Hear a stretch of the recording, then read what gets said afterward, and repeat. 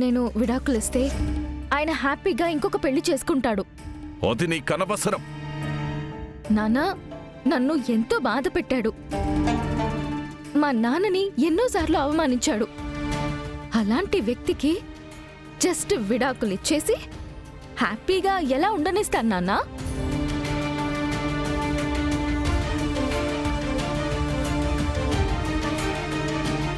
ఆయన నాకు చేసిన అవమానానికి, బాధలకి, హింసలకి అంతకంతా అనుభవించాలి కదా నాన్న.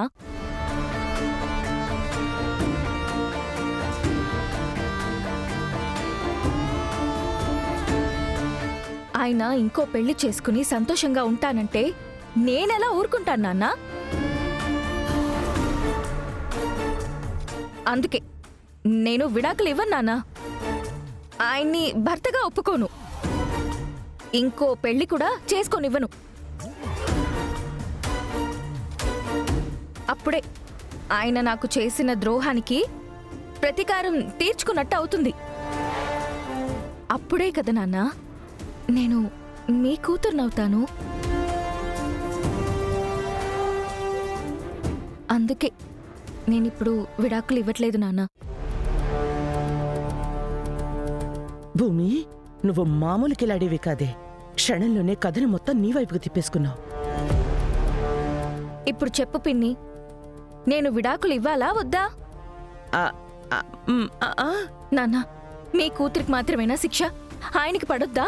అంటే నీ మనసులో వాడి మీద ప్రేమ లేదంటావు?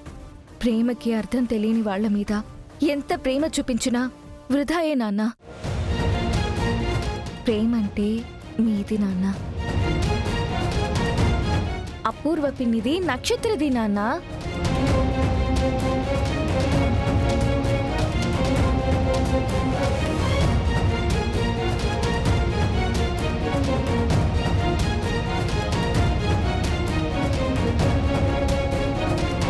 శభాష్ భూమి, ఇది నేను నీ నుంచి కోరుకుంది. నువ్వు వాణ్ణి జీవితాంతం ఏడిపిస్తూనే ఉండాలి.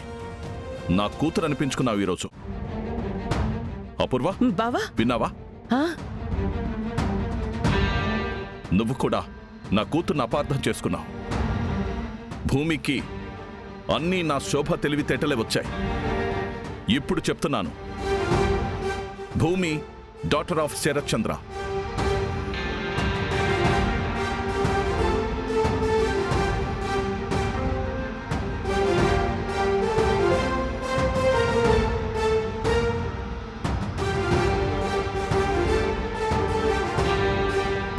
అది కాదు బావా, భూమి వాడికి డైవర్స్ ఇచ్చేస్తేనే బాగుంటుంది. లేదా పూర్వ, ఈ విషయంలో భూమి ఆలోచన చాలా అద్భుతంగా ఉంది. ఈరోజు నువ్వు చేసిన పనితో నీ అభిమానినైపోయానమ్మా. థ్యాంక్స్ నాన్న. Thank you so much. నాన్నని అర్థం చేసుకున్నావు, అప్పుడే గెలిచావమ్మా. ఈ ఇంటి గౌరవం గురించి ఆలోచిస్తున్నావు. ఇప్పుడు చెప్తున్నాను విను. ఈ ఇంట్లో నీకు సర్వ హక్కులు ఉన్నాయి. నువ్వేం కోరుకుంటే అదే జరుగుతుంది.